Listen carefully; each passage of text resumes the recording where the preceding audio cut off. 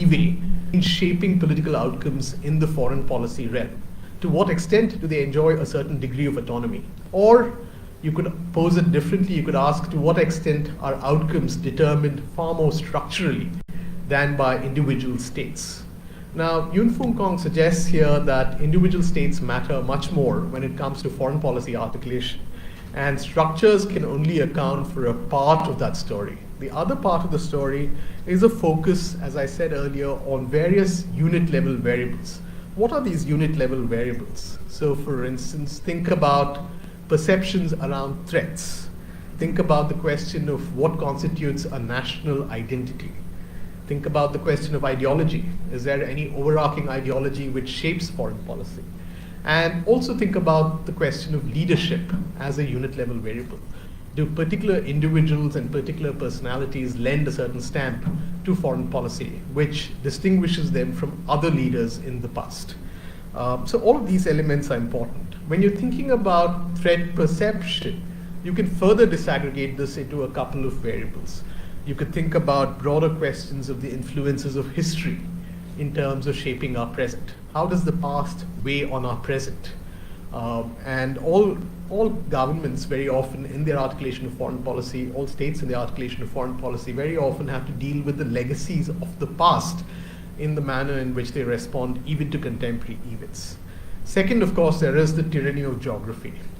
We don't very often get to choose our neighbors, and there are, of course, these broader geographical circumstances which will determine at least the tone and tenor of our responses to our immediate neighbors. But even going beyond immediate neighbors to the wider world, to what we may treat as major powers in the international system, and our responses vis-a-vis the major powers in the international system are also index of our proximity or distance from them.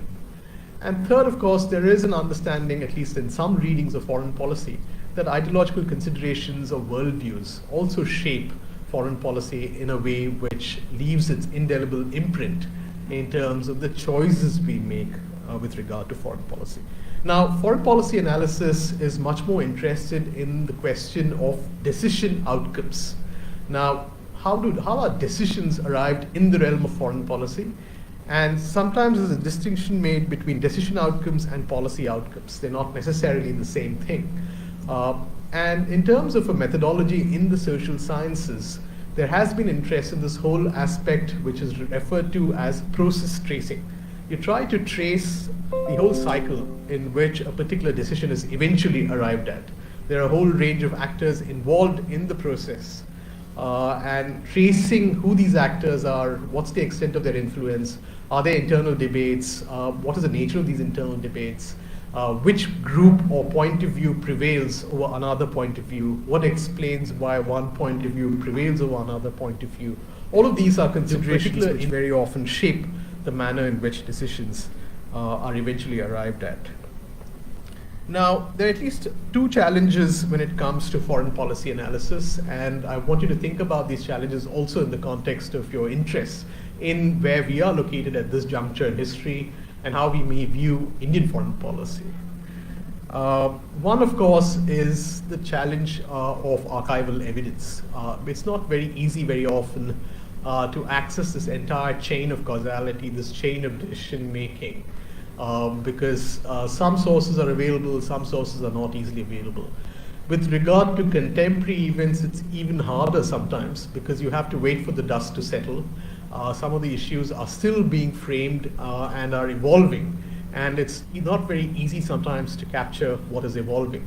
So if you go back to events in the past, sometimes the archives are available, sometimes the archives are not so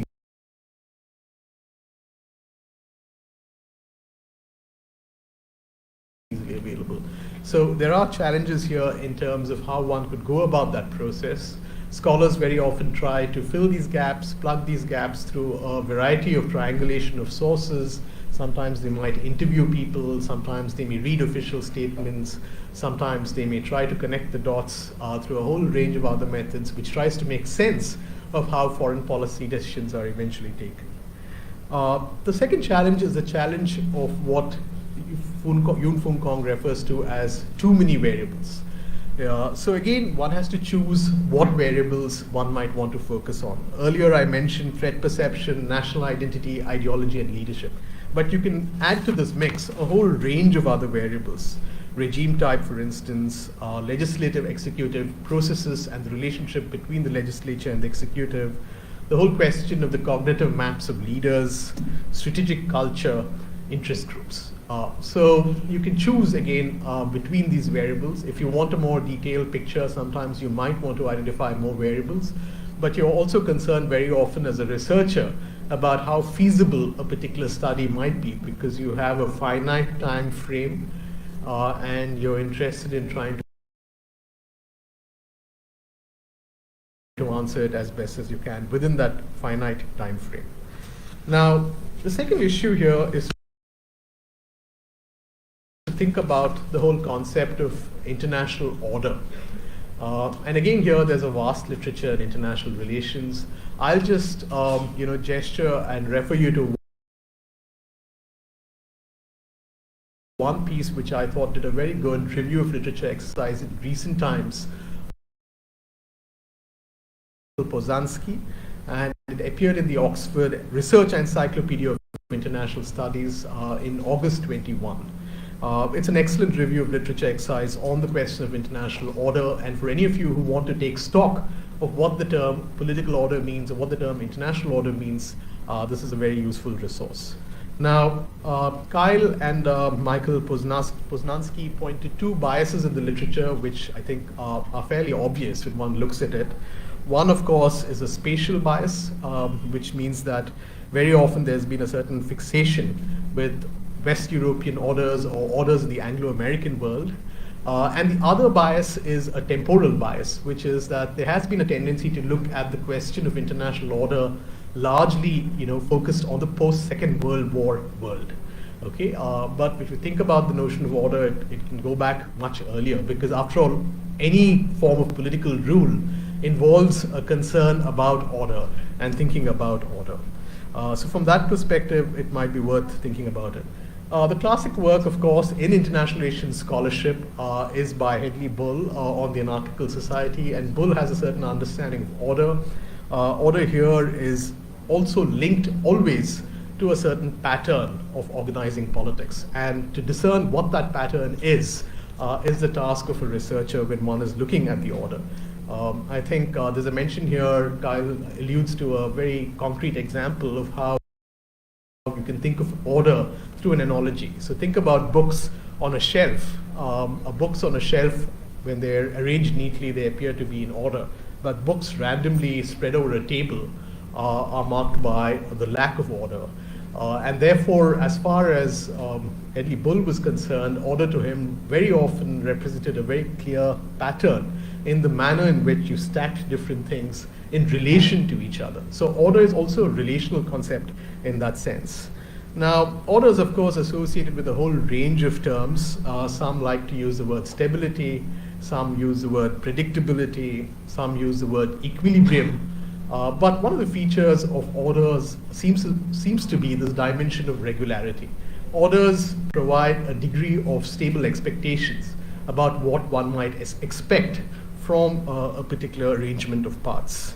Now, the different kinds of orders, there's a taxonomy around orders, there's a typology around orders. One could think about the notions of thin and thick orders. Thin orders are characterized by balance of power arrangements. Thick orders are characterized by dense legal institutionalism. Many of you have heard of the European Union. One of the features of the European Union is a very dense set of legal institutionalist basis on which that particular union has been built. There's also a distinction made between balance of power orders and hegemonic orders. There's a distinction also made between rule-based orders and power-based orders. Some have used the whole question of scale and scope to distinguish between regional orders and global orders. And there are two arguments or two schools of thought on the question of order. Some suggest order comes about only by design, by conscious design. And the others who believe that order can also emerge spontaneously. It can come about by accident. It's not always designed. Political life is far too complex to design, and therefore there's an element of spontaneity or unintended consequences, which could also generate a particular kind of order. Now, Laskuretz and Poznansky suggest 4 types of orders. Quote, hegemonic, order is intentional, power is concentrated. Centralized, order is spontaneous, but power is concentrated. Negotiated, order is intentional, but power is dispersed. And decentralized, order is spontaneous and power is dispersed, unquote. So there's a distinction made between different kinds of orders, and I think this particular categorization of orders also speaks to this whole question of what is spontaneous, what is accidental, and what is, much more a subject of conscious design. Now, to give you an example of a negotiated order, a favorite of constructivists very often is the Concert of Europe, where European states at that point in time got together to work out a certain arrangement. It lasted for a good almost a century, in which there was relative peace among the European powers. Of course, we shouldn't forget that the Concert of Europe was also, in a sense, coterminous with the age of empire. After all, from our point of view in this part of the world, imperial orders were being stretched. There were colonial conquests. There were other forms of impoverishment of a large part of the world, while this particular notion of a peaceful order was also being conceived within Europe. It's also interesting to think about spontaneous orders, and spontaneous orders is what realists very often talk about when they're talking about balance of power arrangements in an anarchic world. So if you do buy into the assumption of anarchy as a feature of international politics, balance of power, in a sense, provides some form of ordering. And again, you know that this form of ordering is not static, it's evolving, it's dynamic, it's changing, depending on the circumstances and depending on the context in which these orders seem to work. Now, you could also think about a typology of power, because power is the other big elephant in the room, very often determining the tone and tenor and the manner in which we can think about international relations, particularly an evolving and dynamic and changing international order. Now, there are several typologies of power, and I won't go into many of these typologies given the time we have, but I'll just flag one typology which